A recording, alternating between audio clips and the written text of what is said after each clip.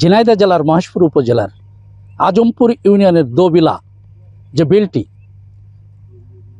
একজন মৎস্য ব্যবসায়ী এই বিলটি দীর্ঘদিন ধরে রাজস্বভুক্ত আপনার এই বাওরটি লিজ নিয়ে আপনার চাষ করছেন। হঠাৎ করে এই বিলে ইদানিংকালে এই এলাকার কিছু দুষ্কৃতকারী তারা আপনার সরকার পরিবর্তন হওয়ার সাথে সাথে তারা বল পাল্টে এইরকম বিল বাওড়ে লুটতরাজ শুরু করেছে। এই বিল যারা আসলে ডেকেছে তারা যেমনটি আসলে জানাচ্ছেন, তারা আসলে বলছে যে আমাদের এই বিলে দেশি এবং বিভিন্ন জাতের মাছ রয়েছে, আমরা সেই মাছ এই আপনার সময়ে এসেও আমরা বিলে নামতে পারছি না। আমাদের বিলে যারা আসলে কাজ করছে, যারা নাইট গার্ড আছে, যে সমস্ত কুড়ে ঘরগুলো আছে, সেখানে তাদের রাত্রে অত্যাচার করছে, মাছ লুট করছে, দিনের বেলায়ও লুট করছে, রাত্রেও লুট করছে। বাওড়ের আসলে মালিক যিনি, তিনি আসলে কি বলতে চাচ্ছেন এটি একটু আমরা তার কাছে একটু জানতে চাই। একটু আপনার নাম একটু। আমার সাধন কুমার হালদার, মহেশপুর সমবায় সমিতির সভাপতি।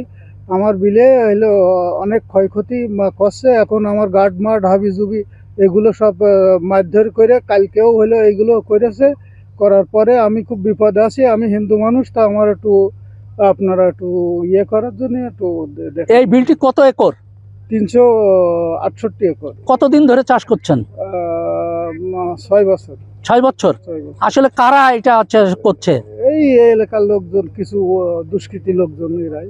তাছাড়া ভালো লোক তো আর যায় না ওই সব জায়গায়। যেমনটি আসলে জানাচ্ছিলেন, এই বিলের যিনি আসলে মালিক, যে সরকারের আপনার রীতিমতো ভ্যাট ট্যাক্স সব দেওয়ার পরেও তাদের আসলে এই রাত্রে তাদের যে আপনার নাইট গার্ডরা কুড়ে ঘরে থাকে, সেই ঘরে তাদের আগুন দিয়ে দিচ্ছে, আপনার জোর করে আপনার জাল দিয়ে আপনার মাছ তুলে নিচ্ছে। তো এই আপনার বাওড়ের যারা আসলে মালিক, তারা বলছে যে আমাদের কোটি টাকার মাছ ইতিমধ্যেই লুট হয়ে গেছে। তো তাদের দাবি যে প্রশাসনের ঊর্ধ্বতন কর্তারা সরজমিন আসলে এই বাওড়টি পরিদর্শন করে যারা আসলে দুষ্কৃতকারী, যারা আসলে আইন নিজের হাতে তুলে নিচ্ছেন, তাদের ব্যাপারে প্রয়োজনীয় যে ব্যবস্থা সেটি গ্রহণ করবেন। এই ছিল সর্বশেষ